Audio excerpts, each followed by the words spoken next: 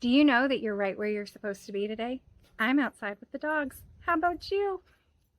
So, truly, honestly, I mean it. Do you know that you're right where you're supposed to be today? So, I was down in St. Petersburg a couple weeks ago with my friend down at the airport. And it was the most glorious thing. We had the most amazing time.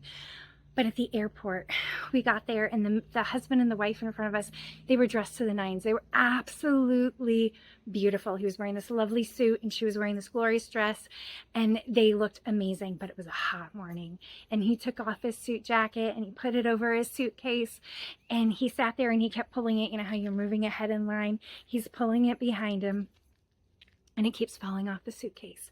And so my friend, she picks it up. He goes, oh, thanks. He puts it back on his suitcase, and then we're all doing the same thing. Falls off again. Somebody else does the exact same thing, picks it up, hands it to him. And then he sits there and he's like, oh, and then it happens again. Like, we keep doing it over and over. And the next time it's my turn and I'm handing it to him, and I'm like, you both look fantastic. He's like, yeah, I guess I got to do something. I guess I have to carry it. He's like, I'm going to be so hot when we get there. And he's like, well, where are we going? And they're like, we're going to a wedding. And I was like, oh, how fun. You guys are going to look fantastic. It's going to be a glorious day. And they're like, no. The wife turns around and looks at me and says, you see it up there? She goes, the one flight that's delayed, that's our flight. And I was like, oh. Well, it doesn't mean it's going to be delayed. You're going to get a miracle today. Today is your day for a miracle. And she goes, no, you don't get it. It's going to be delayed. I said, well, her plane was delayed coming in, referring to my friend. And I said, but they made time up in the air. And she came in about a half an hour earlier than they said that she was going to arrive. I said, I declare that you're going to have the same. You're going to get your miracle. You're going to arrive on time.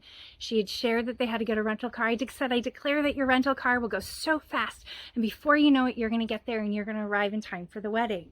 And she's looking at me like I'm crazy. And he goes, who are you?